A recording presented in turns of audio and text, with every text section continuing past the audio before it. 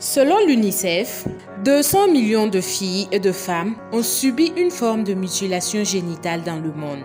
Les mutilations génitales féminines sont une violation des droits humains des jeunes filles et femmes. Il existe 4 types de mutilations génitales féminines et la plus fréquente est l'excision, une pratique qui consiste à l'ablation totale ou partielle des organes génitaux de la femme. Au Burkina Faso, selon une étude publiée en janvier 2018 par le Centre de développement de l'OCDE, 63% des filles et des femmes ont été victimes d'excision sur toute l'étendue du territoire. Âgée de 26 ans, Prunelle vit avec les conséquences de l'excision depuis l'âge de 12 ans. Cette dernière revient sur son excision. Un jour, on était assis après le dîner. Et il y a un oncle qui nous appelle, ma petite soeur et moi. Il nous a dit demain, vous allez aller au village, rendre visite à une de vos tantes que vous n'avez jamais vue. Arrivé au village, on était contente de retrouver la tante, ses enfants et tout. On était insouciantes de rien. Après, la tante nous fait appel. Elle nous dit, demain, vous allez aller dans un village, faire ce que tout le monde, tous les enfants sont censés faire. Nous, on a demandé à la tante, mais qu'est-ce que nous allons aller faire là-bas? Elle nous a dit de ne pas nous en faire, que quand on va arriver, on verra. Effectivement, le matin, nous nous sommes levés et il y a 2 hommes et 2 femmes qui nous accompagnaient.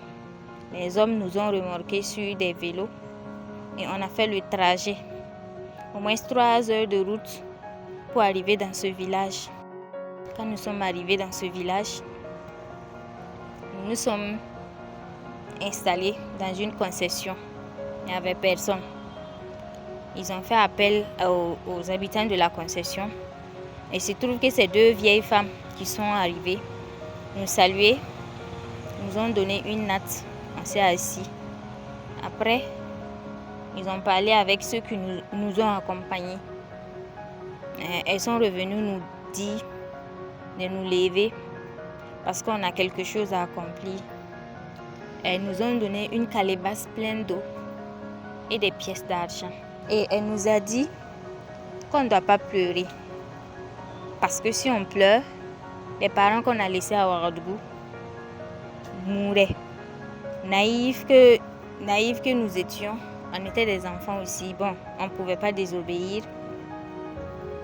On a mis les pièces d'argent dans la calebasse et ils ont traîné ma soeur hors de la maison. Et ensuite, j'ai entendu ses cris. Quand elle est revenue, elle était pleine de sang. Et quand moi j'ai vu ça, j'ai eu peur. J'ai failli ne même pas adhérer. Et je n'ai même pas eu le temps de me lever. Les 2 femmes m'ont attrapée, m'ont fait sortir. Allez, m'exciser aussi. Aïcha, une jeune femme en situation de handicap, a vécu le cauchemar de la lame tranchante dès son bas âge. Elle explique comment elle et d'autres filles ont subi ces mutilations en groupe.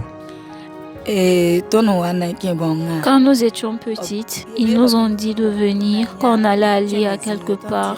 Dès que nous sommes arrivés au lieu précis, nous avons compris que c'était pour l'excision. Une fois sur place, le processus a commencé, mais la souffrance était moindre car heureusement, nous étions petites. C'était difficile. Aujourd'hui, les femmes excisées ont la possibilité de retrouver le plaisir interdit grâce au professeur Michel Akochanga, l'un des pionniers de la restauration des séquelles de l'excision, qui a mis au point une chirurgie réparatrice pour reconstruire les clitoris mutilés. Depuis 1990, je suis dans la lutte contre la pratique de l'excision. Alors, je me suis dit, si on arrive à circoncire les garçons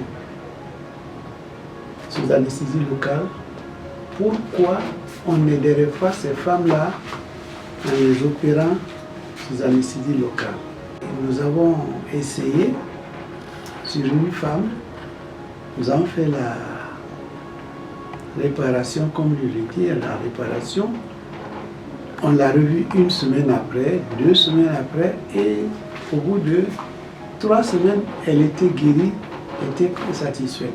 Déçue par ses premières expériences sexuelles, Prunelle se perçoit comme anormale et différente de ses autres copines. Elle perçoit son excision comme un frein à son épanouissement sexuel.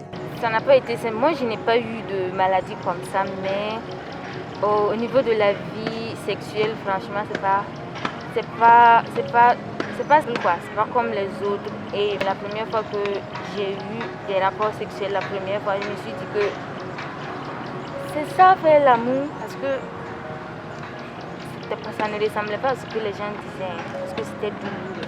Quand j'y pense même, ça fait peur de se marier, tu vois, parce que tu ne sais pas ce qui t'attend là-bas, tu ne sais pas comment tu vas vivre ton mariage, tu ne sais pas comment ton mari va te prendre, donc tu sais pas ce qu'il va penser de toi.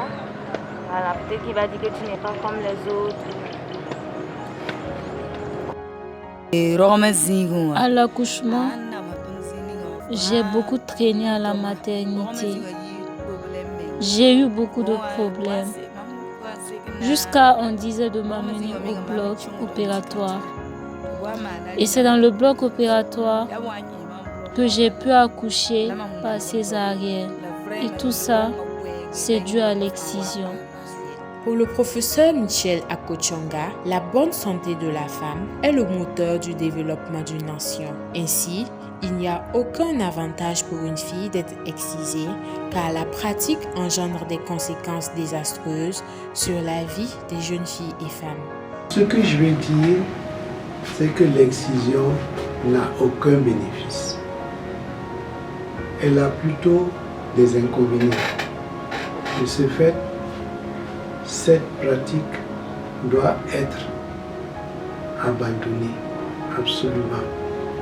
Et tant qu'il y aura une seule femme excisée au Burkina, nous devons lutter pour que cette pratique cesse. C'est la raison pour laquelle je me suis engagé dans cette lutte depuis 1990. Victime de l'excision dès son bas âge, Rukia Toussedgo s'est engagée dans la lutte pour l'abandon des mutilations génitales féminines à travers sa page Facebook. Elle brise le mur du silence en espérant aider ses sœurs mutilées, encore enfermées dans la douleur et le silence. Je suis engagée dans la lutte contre les mutilations génitales féminines au Burkina Faso, et ce depuis quelque temps déjà. Donc pourquoi je me suis engagée? Parce que j'ai été excisée et je me suis rendu compte que en fait, si je voulais vraiment que le combat ait des résultats, si je voulais vraiment gagner ce combat-là, qu'on gagne tous le combat contre la pratique de l'excision, il était nécessaire que je m'engage, que également toutes les filles victimes puissent s'engager dans cette lutte-là. Donc c'est pour cela que je me suis dit que c'était déjà nécessaire que j'en parle autour de moi et que je dise comment est-ce que j'ai subi cela, la douleur que j'ai ressentie et surtout comment est-ce que je vis avec aujourd'hui. Voilà d'où est-ce que je suis partie pour arriver aujourd'hui à créer une page Facebook et surtout à amener beaucoup de filles à s'exprimer et puis à libérer leurs paroles pour qu'elles puissent s'exprimer.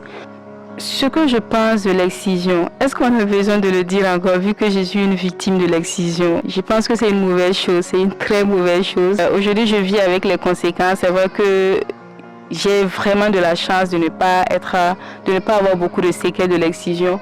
Quand je pense à celles qui ont des fistules, à celles qui ont le cancer du col de l'utérus parce qu'elles ont subi justement l'excision. Mais je trouve en tout cas que c'est vraiment quelque chose qu'il faut arrêter. Il faut vraiment arrêter de pratiquer l'excision. Et c'est un appel que je lance à toutes les femmes qui vont continuer à le faire. Parce que je ne sais pas si tout le monde se rend compte de la douleur qu'on ressent, de cette honte même qu'on a déjà d'en parler librement, de la douleur qu'on a quand on a été excisé, quand on y repense tout le temps. Parce que quand vous avez 12 ans, comme moi je l'ai été, et que vous êtes excisé, à ce moment-là, vous grandissez avec cette peur d'être, même quand une lame vous coupe, vous ressentez cette douleur-là. Quand vous êtes face à un public, vous avez peur d'ouvrir les jambes parce que vous avez honte qu'on dise que vous avez été excisé.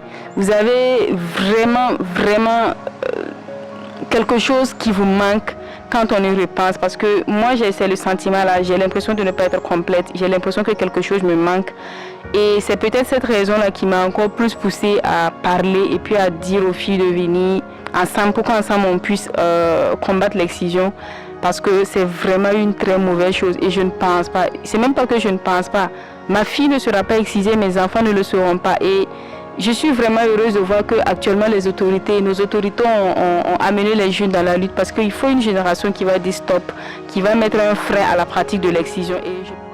Selon une étude conjointe de l'UNICEF et de l'UNFPA, la prévalence de l'excision est passée de 49,5% en 2006 à 31,4% en 2015.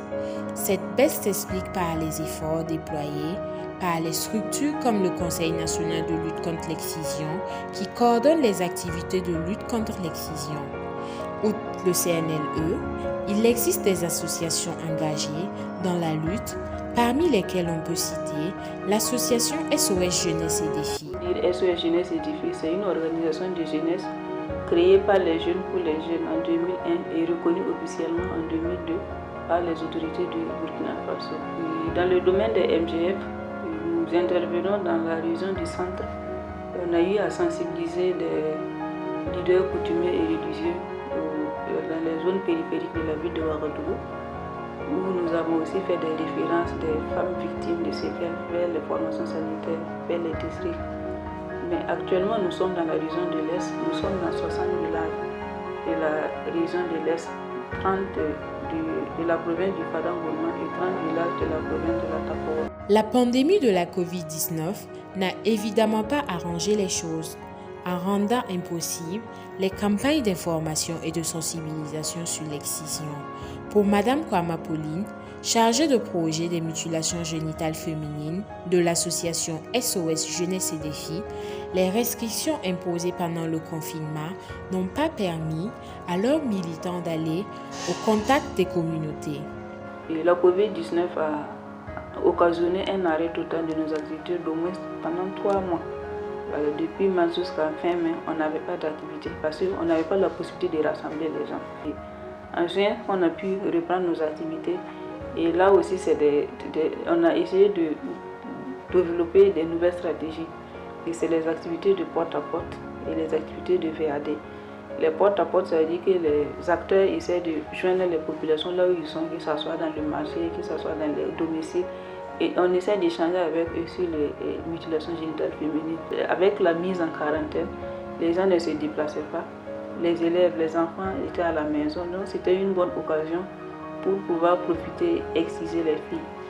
Donc, ce qui fait que l'accent aussi était mis et on a aussi travaillé en collaboration avec les communautés de veille qui étaient dans les différents villages pour veiller sur les cas d'excision. Selon l'ONU, la pandémie du Covid-19 accentue la pratique des mutilations génitales féminines à cause de la fermeture des écoles et les restrictions des déplacements. 2 millions de cas de mutilations génitales féminines qui auraient pu être évitées pourraient se produire au cours de la prochaine décennie. Il n'y a aucun avantage pour une fille d'être excisée.